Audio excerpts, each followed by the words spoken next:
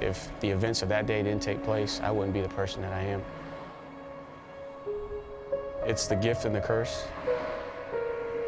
A lot was taken away on that day, but a lot has been given to me at that intersection too. Tony Elliott's mom, Patricia, was a church-going woman whose life was often a portrait of hardship. She worked hard. She loved me and my little sister. She put up with a lot from my dad for a while, and then I was proud of the fact that she was able to get herself out of that situation. Patricia had escaped an abusive first marriage and endured homelessness in Los Angeles with her 2 young children, Tony and Brandy. It was just us in a shopping cart, kind of, working our way around. They were literally living on the streets, and that's when we actually had them come back with us to our ministry. It was a brand new start for them. Patricia eventually remarried, and on June 11, 1989, she loaded her family into their Volkswagen van for the drive to church on Sycamore Street.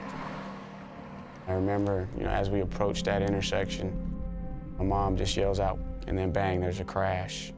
The car's tumbling, comes to rest upside down. My mom's laying on the ground, halfway ejected out of the passenger window. There's blood everywhere. She's lifeless. My stepdad yells to me to go get help. So I run through the park, and I end up finding the people at the church. All of a sudden, I see Tony running like hysterical. All he kept saying was, "My mom's in the street, my mom's in the street." Patricia died that morning at a local hospital. She was 35. Her 9-year-old son, Tony, was suddenly at a crossroads of his own. There were times where there was a lot of uncertainty, a lot of instability. I don't know how I did it. Somehow I got up every day and just tried to be the best that I could. With their biological dad in and out of prison, Tony and Brandy lived with relatives. Tony became a high school star in Charleston, South Carolina, and earned a football scholarship at Clemson.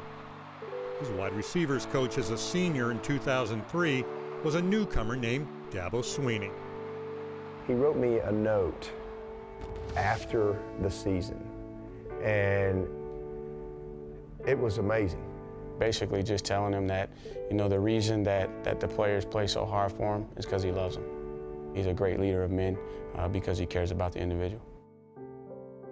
The two remained close, and at a 2010 coaches convention in Los Angeles, Elliott, by then an assistant at Furman, asked the now Clemson head coach to take a car ride with him. Next thing you know, he stops the car, and he said, "Right there, that's where my mom died, in my arms, right there." And it just kind of took my breath away. I looked up, and the road was Sycamore. I just kind of filed that away, and I was so moved that he wanted me to be there for that and see that. A year later, Sweeney invited Elliott and his wife Tamika to dinner at his home. He said, "What do you think about being my running back coach?" I was like, "You serious?" And I just kind of broke down at that moment. I was able to tell him, "Tony, you know where I live. Do you know what my address is? I live on Sycamore Drive." And I said, "I wanted to hire you here. What was a terrible moment in your life on Sycamore is now one of the greatest moments on your life on Sycamore."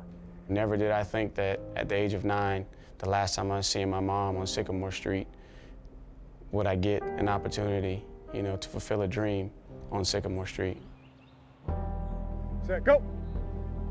Good, good. There it is. I like it, I like it, I like it. Come on, Brad, come on, let's go. Elliott has done more than fulfill a dream, he's surpassed it. The co-offensive coordinator is now considered one of college football's best assistant coaches. Runs it into the end zone. Touchdown, Clemson. A 1-2 punch for the Tigers. But the intersection of gift and curse will never fade for Elliott. It is in his heart and in his memories. A lot of times you smile to keep from crying, but I'm happy. I'm happy. I'm at peace with it, man. I really am. And I know she's happy.